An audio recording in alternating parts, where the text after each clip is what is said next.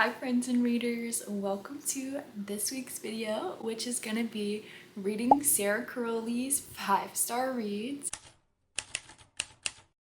I am so excited. Her videos are so cozy, soft, warm, welcoming, so funny, and I also love listening to Bookmarked with Sarah and Des. It is my favorite reader podcast. I'm obsessed with them. I am a little sad that they're on a break, but I totally get it. I'm literally in the middle of watching Sarah's birthday vlog. I work from home full time during the week, so I'll be completing this 5-star read throughout my week, and today is Sunday, so we'll see how long it takes me to get through 2 of Sarah's 5-star reads. The 2 books I'll be reading for this video are going to be The Vows by Jessica Joyce and One Golden Summer by Carley. I hope these will be 5-star reads for me. It's been a slow start to good ratings on my year, which is crazy because we're halfway through the year. I think that these will be great contenders. Very good for the summer, very cute covers. I'm just ready to get rolling.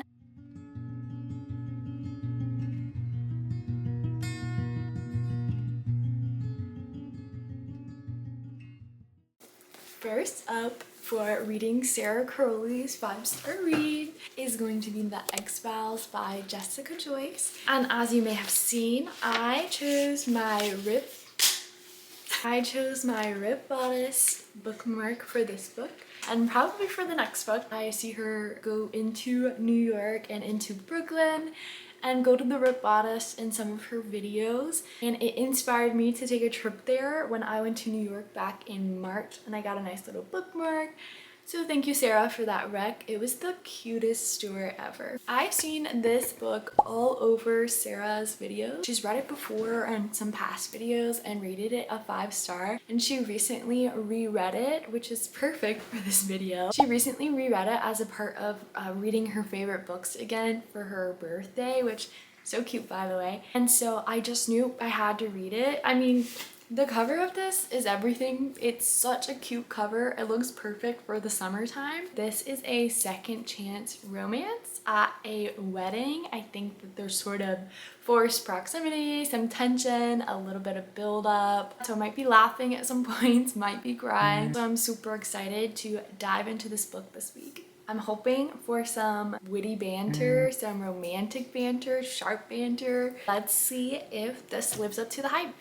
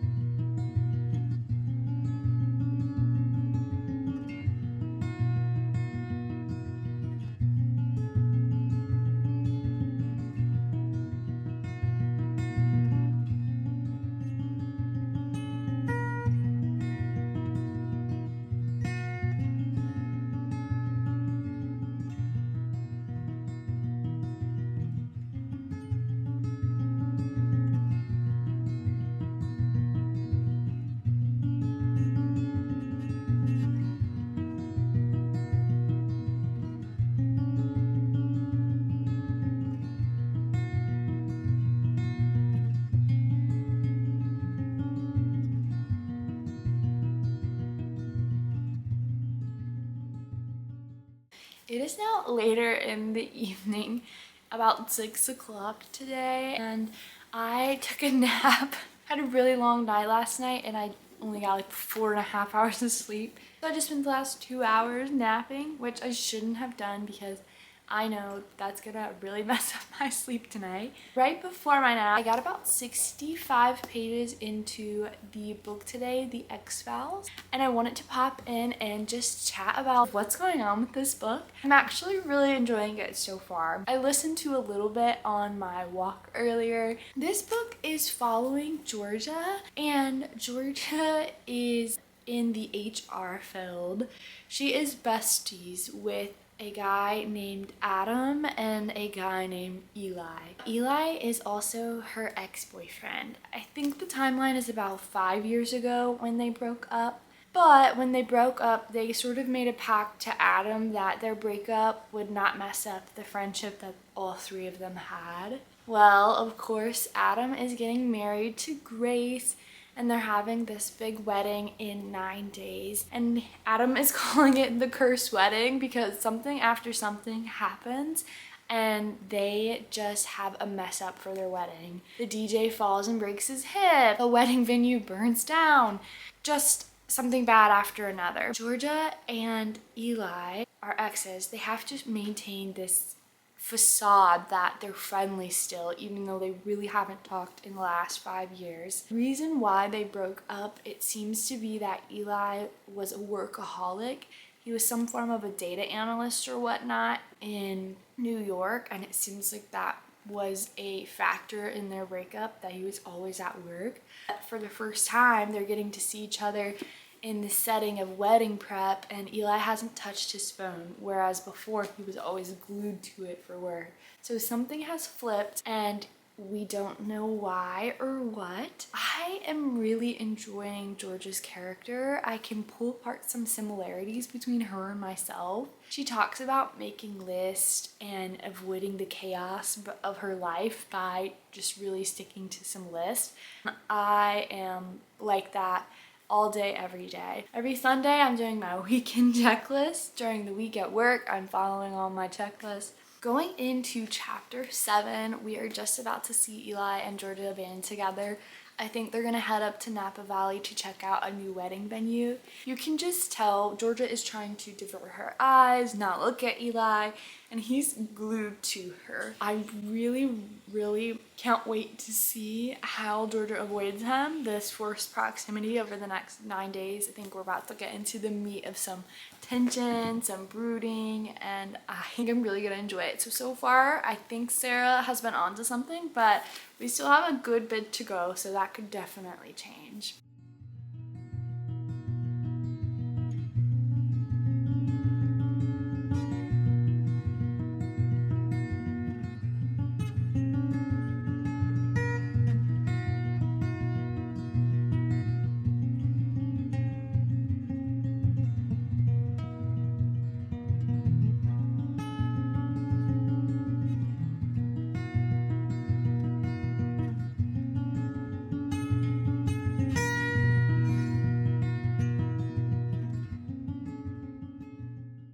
Okay, it is day 2 of reading Sara Carrolli's 5-star reads. We are still reading The Vows by Jessica Joyce. I've got my bookmarked merch on. I am cozy for the night. We are 222 pages into the book. I would say we're probably about 60% of the way in. My cats get the nightly zoomies, so bear with me if you see some chaos happening behind me. Checking in on the vibes and how we're feeling. I am genuinely having the best time with both of these characters. Our main character, Georgia, I absolutely adore her, and I see so much commonality between myself and her. She is struggling with the idea of growing up in her 20s and paving a path for herself, all while her best friends now have best friends. Her best friends are getting married. Her best friends are figuring out their own lives, and they're doing it at a distance, and that's terrifying. And as a girl also in her 20s, putting down roots, buying a house, graduated from school, figuring out a full-time work from home schedule, all while my bestie gals are 2 hours away. I can totally relate. I'm also obsessed with Eli. I love that the male main character is written in a way that shows how he copes with anxiety and how he gets through his day-to-day battling his anxious thoughts. You don't always see that represented in the male main character, and so I'm really happy with how they are portraying his ability to be vulnerable, especially with Georgia, despite this angst and past that they have. One thing I really like about Georgia and Eli's relationship as exes is that we aren't getting a flashback necessarily where it's a stop and start of this happened in the past and now we're back to the future. The author, Jessica Joyce, does a really good job of interweaving their past so that way you can understand why they're acting the way they are now as exes who are in the same room again. I think I'm slowly becoming a sucker for second chance romance. It's just so easy to get behind the relationship, especially in this book when the conflict is not something that is gross. It's just real life happening to real people. One thing I also really like about Eli is how he makes those paper rings. And every time I just think of the Paper Ring song by Taylor Swift. So I really hope that that comes back in a beautiful bow at the end of the story. Well, I'm really enjoying it. I'm gonna keep reading tonight and see if we can't finish this book tomorrow. I will see you then, I guess.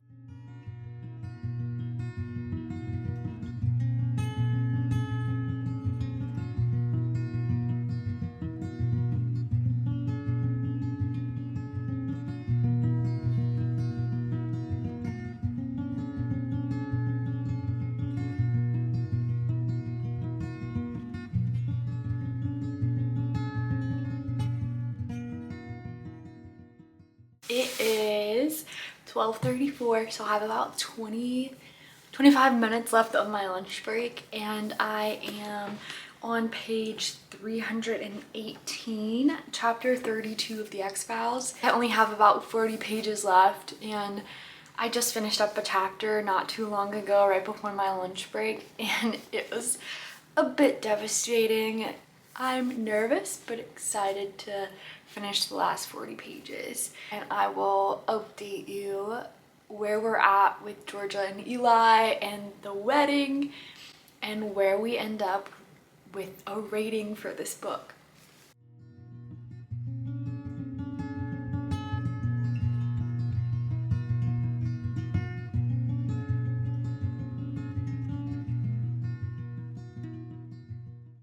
It is after work. It's about 5:35 p.m. I finished the Vows earlier by Jessica Joyce right around when my lunchtime was ending. A moment of silence. It's a 5-star. 5-star. 5-star read. I'm obsessed. I'm obsessed with Eli, Mora. I'm obsessed with Georgia or Peach.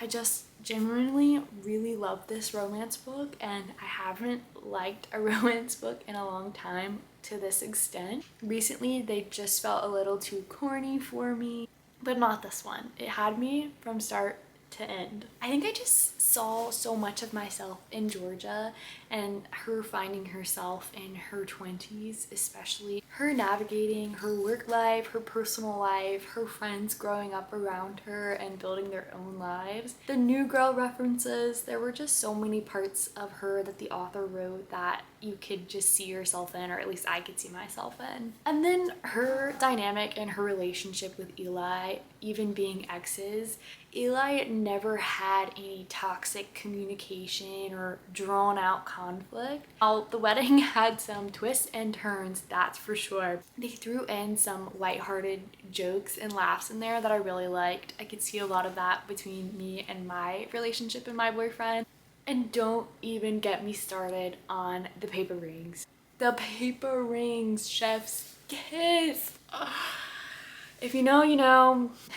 I was laughing, giggling, kicking my feet.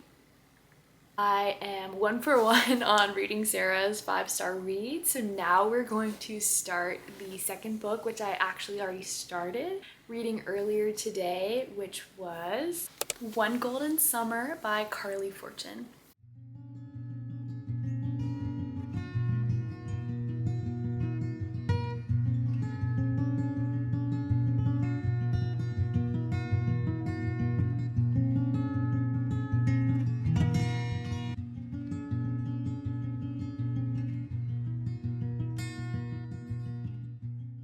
Sarah actually recently read and rated this a 5-star. She also did a bookmarked podcast on it with Destiny recently. In fact, it was their very last bookmarked episode before their hiatus. I know it's a recent release by Carley, and it's based in June too. Not only is it recent, but the setting is sort of this time. I actually have not read any of her books, so Want to see if this can stand alone in the series and still be a good book. I think it will. I heard that it can. I am about 44 pages. I think I'm on chapter 7 in the book, so just a little while in, enough to get to introduce the two main characters. The male main character's name is Charlie. I love a good Charlie in a book. And the female main character, her name is Alice. Alice is a professional photographer. She was introduced to photography by her nan back when she was a teenager, I believe. They stayed at this lake house in Canada over the summer, and her nan gave her a camera. That summer it was go out, take pictures, figure out life as a teenager, especially living lakeside for the summer. She captured a picture of a yellow speedboat driving by with 3 teenagers in it, a younger boy and a younger girl, and then an older brother. And she spent the whole summer pining and yearning to be invited to hang out with those kids, but she never did. That picture was a catalyst for her in her photography career and just sort of a trajectory of where her life was headed. And now, fast forward all these years later, I believe she's in her early 30s now. She's experiencing a bad breakup a few months back, and she's living on her own and navigating what photography is for her now. Photography for her has been a space where she feels confident and like a girl boss, but outside of photography, not necessarily the case. And her nan recently fell and broke her hip, so she decided that she would ask to see if they could go to the lake for the summer. They were able to get into the house. The owner nicely offered it up to them for the summer, and her nan are going to take on June to August together. Now, the main character is keeping up the house for the owner of the lake house, and we've just barely gotten to know him, but it's already witty banter and funny jokes. It is almost dinner time, so I am gonna eat dinner and maybe go on a walk later. It is just so hot outside. We're experiencing a heat wave here, so maybe on the walk, maybe not. But I plan on picking up the book later and reading some more tonight, so I will catch you later.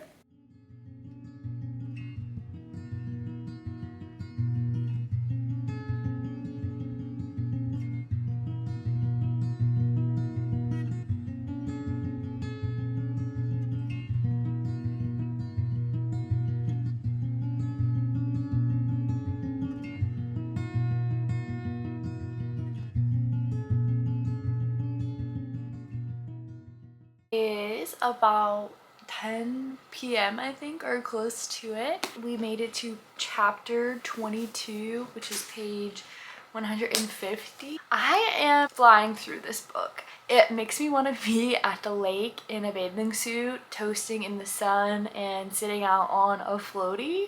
What I really like about the book so far is the idea around nostalgia. Alice herself is feeling very nostalgic to her summer as a 17-year-old. She's getting to almost redo that as a 33 or 34-year-old now, and now she gets to do it with Charlie. Charlie has been helping fix up things around the house. Something that Alice has set out to do is complete a bucket list. It makes me want to do my own bucket list for this summer. I'll read you some items off her bucket list. Ride a jet ski, make a new friend, read a smutty book, take a good photo, go skinny dipping, jump off the rock, and wear a skimpy bathing suit. And at this point in the story, Charlie has seen her bucket list and is using it to make joke and make lighthearted fun with her. So they have such witty banter. They are going back and forth and back and forth. They're hilarious. The people around them know they're hilarious. They themselves know they're hilarious. At first I thought I might not like Charlie because he came off as very cocky and very forward with his looks and his personality, but there's definitely more to Charlie than meets on the outside with his jokes and the perception that the town has of him. Fun fact, my boyfriend of I think almost 6 years in August asked me to be his girlfriend at the lake, so this storyline is a little close to the heart. And the grandma, Nan, I just love her. I hate that she's going through a rough time with breaking her hip, and you can tell she's battling some nostalgia going back to this lake house after the people in her life that were there all those years ago aren't in her life in the same capacity anymore. It's 10:02, so I think I might read another chapter chapter or two and hit the hay. On a work week like this, I normally go to bed before 11. I get up around 7 a.m. and then I work 8 p.m. to 12, take a lunch break 12 to 1, and then I work again 1 to 5 p.m. But it is work from home, so sometimes I have breaks in the day where I can get a little bit of reading done, like my lunch break. So far, so good. I really am trying not to rate it a 5-star out of bias that I knew it was a 5-star for Sara before starting this video, but she just has good taste. One final thing that I wanted to say tonight was just how much I love this cover. The blue and the yellow and the matte finish of the book. I'm obsessed, actually. I really think the cover sells it as a summer read, but also the setting, the plot, the characters, everything about this is such a good book for the summer.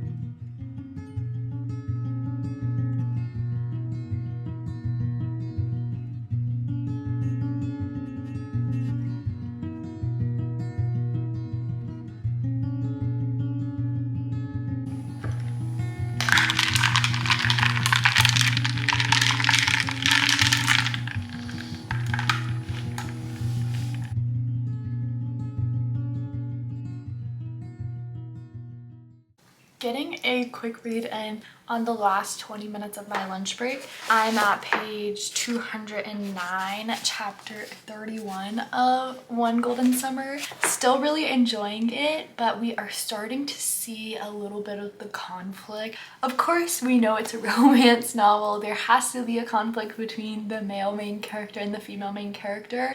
We don't quite know what it is just yet, but something's going on. I want to see how this unravels and can they communicate their way through it. I adore the relationship between Alice's grandma, Nan, and Charlie. He is just so cute. I don't want to spoil anything, but at one point there are some chocolate edibles involved and it's just hilarious. The jokes, the conversation, it's exactly what you want to have in a summer read. So let's keep going.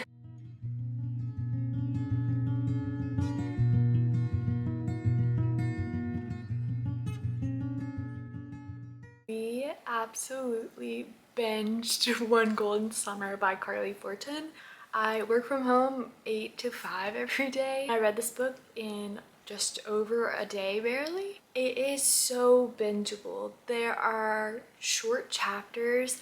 I am a big short chapter girly because I always make it to the end of the chapter before I stop reading. And with short chapters, I feel like I can just keep going, keep going. If you are looking for something to read, pick this book up. I rated it a 4.5 stars. I think if I had not just read the Vows before this book, then this probably could have been a 5-star potential for me. I would say we're 2 for 2 on reading Sara Carrolli's 5-star reads. The whole time I was reading this in the summer vibes, it starts from June and finishes in August, and I could not stop thinking about the song August by Taylor Swift and how August slipped away. If you read the ending of the story, you can understand why that kept coming up. Loved Allison's character development. At one point in the book, she said she's allergic to being an imposition. I totally understand that, and I feel that as a sibling and in a relationship and in a professional life, being an imposition, and how they were able to write that out for her. No, Charlie, I absolutely adore Charlie. I think he was hilarious. He had such good banter. I think he was a big teddy bear. I do only knock the book back 0.5 stars for sort of how it had to end. I get where they were going, but that's the only thing that I could dock them for. Otherwise, I absolutely ate it up. So thank you to Sara for sharing and reading these books and allowing the book community to discover them too. I really had a good time filming this video as my first video on YouTube. You all should check out Sara Carrolli's page. If I were to do this again and read another YouTuber's favorite books or 5-star books, who would you want to see me read 5 stars from? Could you guys hear my cat chirping? That's all. Bye for now.